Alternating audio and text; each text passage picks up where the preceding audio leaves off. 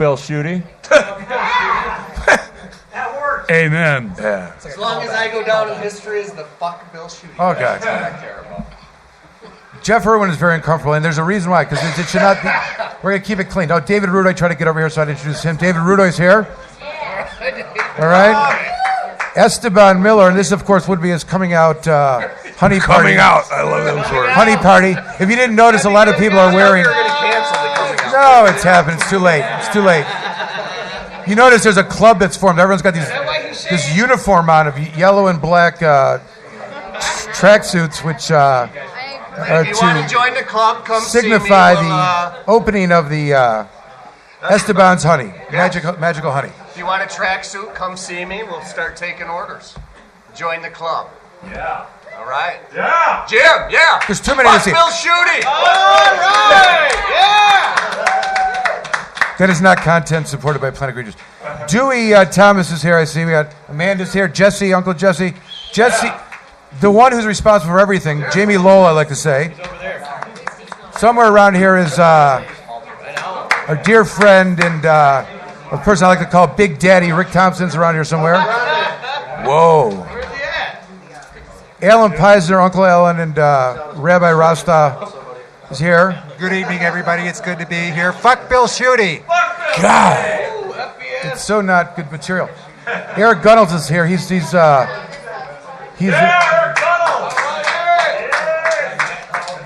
Glad to be here always. We've got Chris from Comorn Law's here. Jennifer, Amber, yay for Comorn Law. All right. Melanie Davis is here, of course, and we got I don't know. I'm gonna Jeff Frazier, of course, my partner in stopping crime. See, Act Labs is here. I don't know. Jump forward, yell a name out. Steve Green, I see back there. Hi. Everybody is here on the 420th episode. Cheyenne Gupil, I could not have a special night tonight if she was not here. Cheyenne. Schuyler. Colin McDougall. Colin, thank you for being here. Nick Vitale. Zick Natale's here. Moving on, okay. So, I did mention Jeff Irwin is here, didn't I? Okay. So, a brief minute on Planet Green Trees. Lots of episodes out there. If it serves any value in any kind of context, it's that week in and week out we would gather and discuss the... Quiet on the set. Quiet on the set. Yeah. Quiet on the set. Thank you. And we would gather and talk about the event or events that had occurred that week. And it was a wild ride. 8-10 years of, you get a Court of Appeals opinion. What does it mean? What it's going to have, the Supreme Court, how do you interpret that? And there were like moments week after week. And, the legislature, I remember when 2010, I think, when Schuette came in, it's like 26 bills that were introduced to amend the MMA. It was like crazy. It was like things were like, and really riled the community. And week in and week out, we were analyzing, discussing, describing what was happening, trying to put some sensibility in it. At various times when there was major Michigan Supreme Court opinion, we'd have a show where the lawyers would call in and give their opinions. I remember when the McQueen case came out, I don't know who was present for that, there was literally an argument between Neil Rockhind and Thomas Levine over the interpretation. Great radio, by the way, great radio. In any event, it's been a fun ride. A lot of work went into it. It probably could have been better technologically, but we're still kicking it 420 episodes. So thank you, everybody. Kicking 420 episodes. All right. So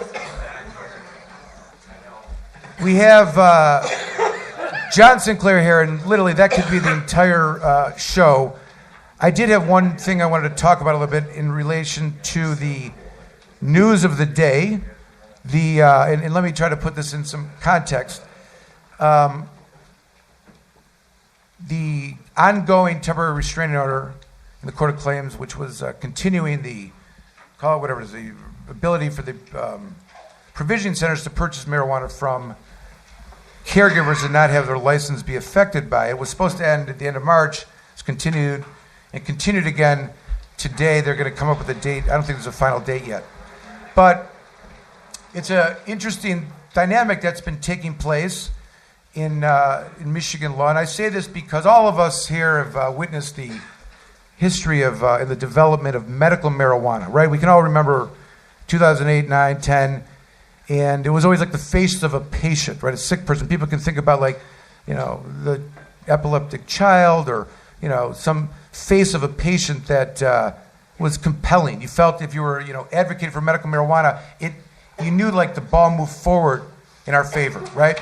And I think, Sanjay Gupta somewhere in there, why I changed my mind. I mean, just think of these major events. And now as we stand here today in 2000 and, 19? Yes. A majority of Americans, I think, are in favor of medical marijuana. So patients won. But what's interesting about it... 85%. 85%. My statistician here. Jump in on all of those. I'm going to need... I want sources and facts. And but what's happening is, over the last 10 years, and you think about the patient's face that moved it to this majority position. Who's against it? Like if you're suffering, there's no reason why people wouldn't at this point. Bill Schuette. Yeah. Fuck Bill Schuette. And in the context of this TRO today being continued, let's just discuss what that means, all right? This is a continuation of the state legislated, regulated system for selling marijuana and taxing marijuana to medical marijuana patients. Today was a day that continued and recodified the need of this program to get their supply from caregivers. 2 years ago, when this MMFLA began, the Licensed Facility Act, there was legitimate concerns that caregivers were going to be legislated out. How could caregivers exist in a world? I mean, how could this new system that came up, that's creating a artificial market of 1,500 plants and processing and transporting and testing and selling, no conscious effort of what it's going to cost and what the end product is. But how can that compete with this existing organic market that's been going on for 10 years? One might say, of course, you have to take out the caregivers. Otherwise, the other one won't work. In 2018, we can say unequivocally that the MMFLA failed. There was no marijuana produced by any of those licenses. The only good thing the legislature did was that they had these emergency rules, which specifically say that to prevent the state of emergency, which was patients not be able to get their cannabis, certain rules could be created in order to allow that to happen, which allowed the emergency rules to get these places up and running and to accept cannabis from caregivers. Caregivers, overages. What are these things? These are things that have been vilified in the law for the last 10 years. My point about the patients that move the ball forward, one patient at a time, one person in favor or vote at a time, behind every one of those patients was a caregiver. Right? I mean, they weren't getting healed unless someone was growing cannabis for them and there were no quote-unquote dispensaries. So this vilified and felonized and criminally charged and CCE'd, RICO'd, name it, the growers are now, who've just been tortured and thought were good for dead 2 years ago, are the sole suppliers that have kept the patient community able to acquire cannabis in a safe manner. It is a phenomenal fact in light of where we were 2 years ago, and that in court, as Judge Borrello was ruling, whatever his description of it was, is that the caregivers are essential to the ability for the patients to get safe and have safe access to cannabis. So I want to make that point in the context of the law and caregivers, many of whom may know a caregiver in this room, may understand what I mean in terms of how they have not been recognized in the really, truly heroic place that they've stood. And I just want to make that point. All right, so that's... Celebrating the 420 show. Celebrate the 420 show. Have some people talk about how it's so cool that this is the 420th episode. This show has gone on weekly whenever it could. There's a couple glitches here and there for several years Mostly now. Jamie's fault. And it has been, I think, the most important and most consistent archive of what's gone on with cannabis in Michigan It definitely in recent history. It definitely is. We've had some great people on, including the people sitting at this table. So let's get Jeff over now. He said, "Come on, Jeff. Thank you for being here." Congratulations on your 420th show. You invited me on tonight, which I appreciated. And when I got done with the town hall down in Ann Arbor, I thought, I'm gonna show up in person Very for the cool. 420th show and pay a visit to so many of my friends here who've been leading the movement on cannabis law reform. So thank you for all of your efforts. You know, this would have never happened without a lot of people here in this room, people who've been at it for decades, people who've been at it more recently. It's important work. We struck a big blow for justice last fall, and it's just a real pleasure to come here and congratulate you on your 420th show, and thank you for having me on a few times over the 420. What is the perception of a legislature when they're coming on a podcast for a marijuana advocate? What is there? They teach you something in the legislator school about Not really. It's hard for me to put myself in the minds of my colleagues, but I will say that there is a little bit of advice we all get, which is, say little, repeat often. Don't answer the question that you were asked. Answer the question you wish you were asked. Those are the kind of advice that people will give politicians. And my approach from the very beginning has always been to take all the best advice from the most learned people and then do the opposite.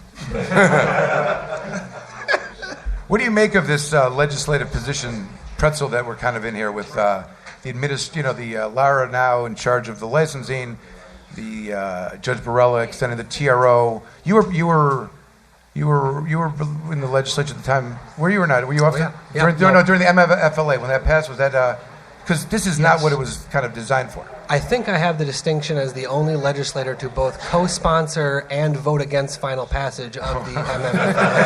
Yes. Right? Because we needed a system of safe and legal access. We needed a law like this to govern, how dispensaries would operate and to make sure it was legal for people to do so, including the cultivation, the processing, and everything.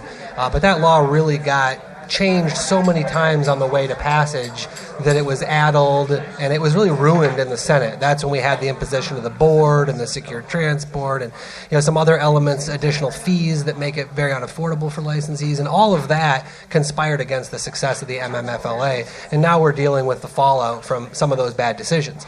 I will say that the Governor Whitmer's move to change the way that the MMFLA licenses will be granted under her executive order and moving it under the department is good for two reasons. One, it aligns it with the process that's going to be in place for Proposal 1, which is good and convenient and helpful. It's more clear to everybody. And two, it gets that board out of the way. And the board was, they were not the only disease vector here, but they were the most significant problem, and they were a real bottleneck, and they were a group of obstructionists. And I feel that now that the department is going to be in control, we have a much better chance of having those applications get processed in some sort of timely way, and also some sort of understanding and seriousness about some of just the technical realities of the cannabis market. Right? I mean, it seems almost like the board didn't realize that cannabis was a plant that had to be grown.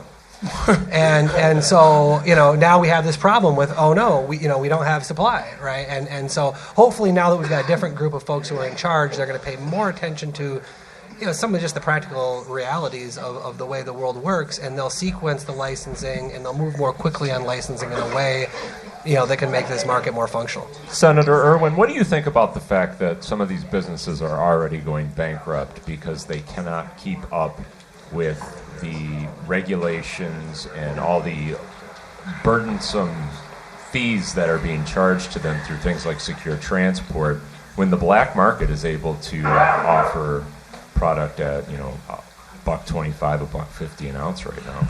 Right. Well, that was one of the reasons why during the debate of the MMFLA, I attempted to, through amendments and speeches and conversations offline with my colleagues, to encourage them to understand that if we try to load this system up with all sorts of breathless, unnecessary regulations and additional costs, and if we try to slap a heavy tax on this product, it's not going to work. It's going to it's going to enrich and facilitate the success of non-licensed operators versus licensed operators, and that's what we're seeing play out now, in part. So, that's part of the work I think the legislature needs to do going forward, is going back into the MMFLA and making some amendments that can allow these licensees to be successful. I'll say that, but I'll also say that there's a lot of folks who put their capital at risk in starting a business, and when restaurants fail, they don't usually come to the legislature hat in hand asking for some sort of special deal. When manufacturers unfortunately go bankrupt, they don't usually come to the legislature with some sort of rent-seeking legislation to make sure that their business model, which wasn't a good one, was going to survive their own business decisions. So, But the underlying core of the law, I mean, we could all wish for it to be changed, and maybe they'll do some change, but